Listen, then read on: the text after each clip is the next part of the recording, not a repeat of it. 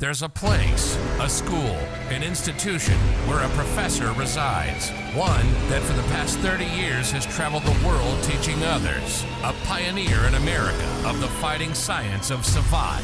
One who codified the sports of this fighting style. One who has produced clubs, champions, and continues to develop.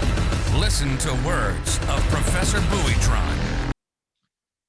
Hey guys, we're back at you, and we have a great question today, and we're going to go ahead and answer it a little bit. But I want to thank everybody for subscribing, sharing. We have a lot of content going on right now. We placed a lot of videos inside. We placed some from the 2001 Texas Stick Fighting Championships.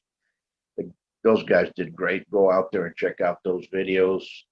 Press like, share them. You know, we're going to try to host with Savate under USA Savate, have the first American stick fighting championships. And we'll talk a little bit about that a little bit, what happened with this, how come it went stick fighting? Well, in Savate, we have gun. A lot of people know that we have la gun with a cane, we have baton. But there's not that many practitioners. There's very few of us here in the United States. So we had to associate ourselves with with other people that did sticks and that type of work, other martial artists that train in those combative essence. So we came up with a set of rules that fitted everybody, and we've been going strong probably now for, this would have been our 6th year. But since COVID, we had to change it. Instead of the 6th annual, we had to have the 2021 Stick Fighting Championship. Well, anyway, things changed. Everybody enjoyed it. There were very few participants in this time around because of the COVID scare. You know, a lot of people don't want to travel, a lot of people don't, but the ones that came in, the category that made was at the heavyweights men, and they did phenomenal. They did great bouts, you know, so go out there and check them out. But the question that we're going to talk about today is who codified Boxe Française?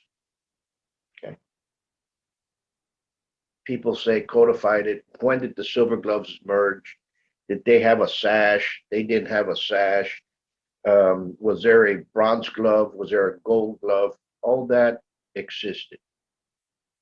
Sashes existed. Colored gloves existed. Okay.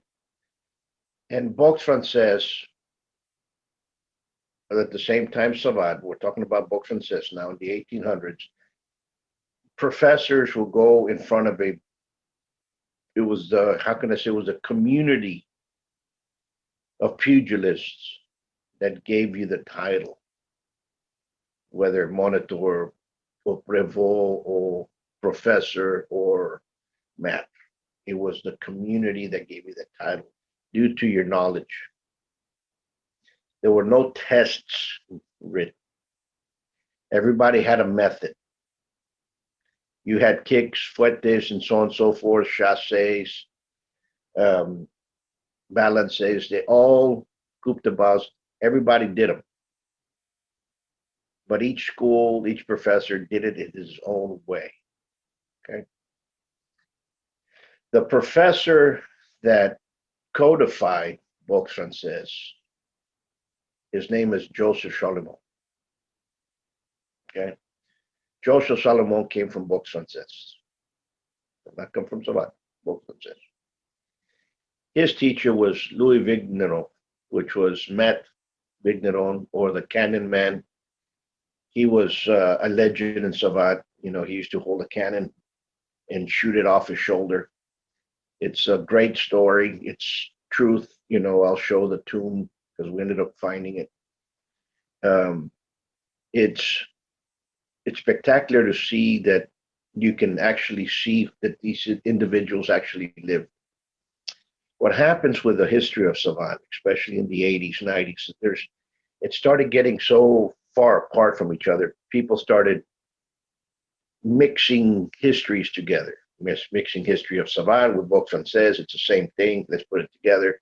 This professor did it. No, this professor did it. No, it came from the same school. So there's a lot of things in the late 80s, early 90s that were mixed together. Okay. You have to understand that at that time frame, they had started a new sport, which is Savate.biz Française. Okay. Let's go back to Joseph Charlemagne. Joseph Charlemagne was part of the French army. He was a Slav. Okay. At one particular time, he was in Algeria. Before leaving to Algeria, he was a champion at something called Jeu Marin, which is the sailor's game.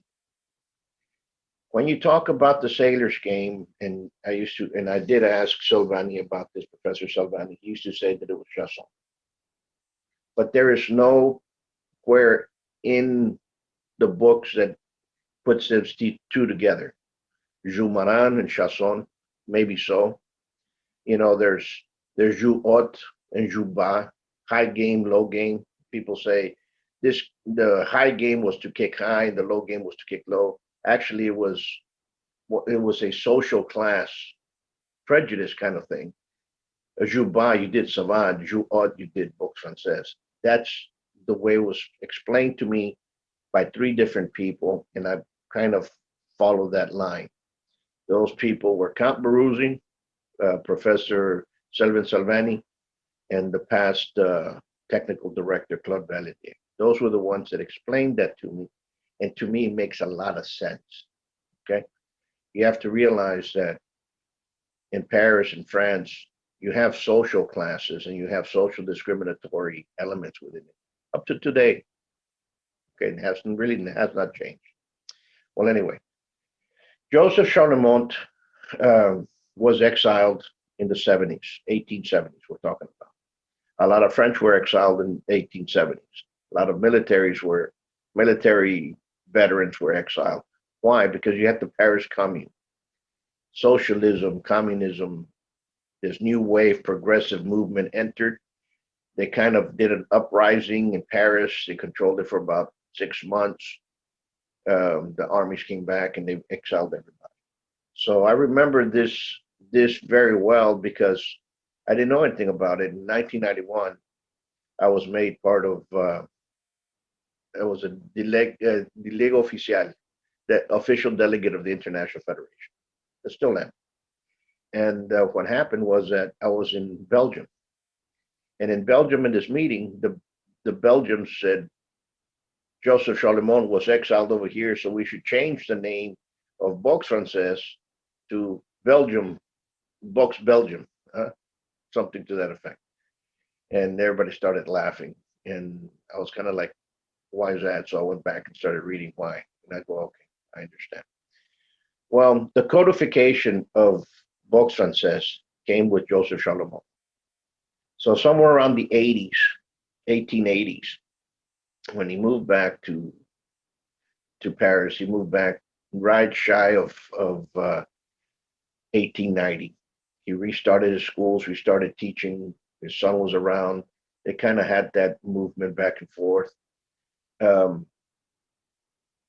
codification came with a glove ranking. So they took the colors of the flag. That's what I've been told, which is blue, white, and red. And those were the colors of the gloves. Okay. And they also placed a grade of what you needed to know to become a Pirot and then become a professor. Or Prevost and a professor, right? And they had it in a jury type setting where they started a society of pugilism or boxing, the Society of Boxe. Okay, so it encompassed English boxing, encompassed French boxing, encompassed several other pugilist styles that were around in that era to kind of come together. So that's where the codification comes in. It probably took about another 20 years for everybody to kind of fall together. Okay, it usually does. It takes about a decade of everybody kind of following. Then the following decade, everybody already it has changed. That is a fact. A lot of people mix Joseph Charlemont, and they say he was the lineage holder for Charles Leclerc, which was the one that founded Boxe Française. No, he was not. The lineage holder was Julien Leclerc, and a lot of people do not understand that. But Julien was very, very smart. He was very, very well adapted. Him and there was another professor at the time, Albert, which they all got together. They saw the codification, and everybody kind of embraced it. Okay, yes, we need gloves. We need separations of levels. We need separation of people going to be able to fight, and so on and so forth. Okay, so you had silver glove, and you had bronze glove, and you had gold glove, and those were left if you fought. Okay, blue, white, and red were left if you were just a student. But if you were going to go higher, you had to fight. You had to demonstrate yourself in front of others, and that's what happened. It's a great story. It's a beautiful story. Joseph Charlemont's books are still around.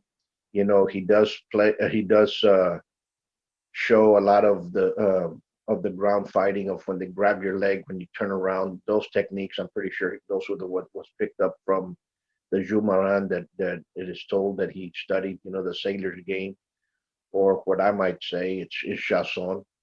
And I'm more in agreement with that was another name of Chasson at that time frame.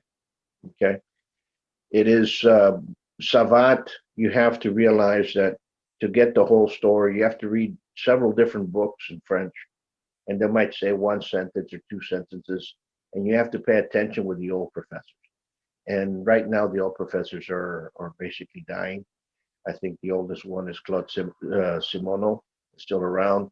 You have Bob Alex, that's very much around. You have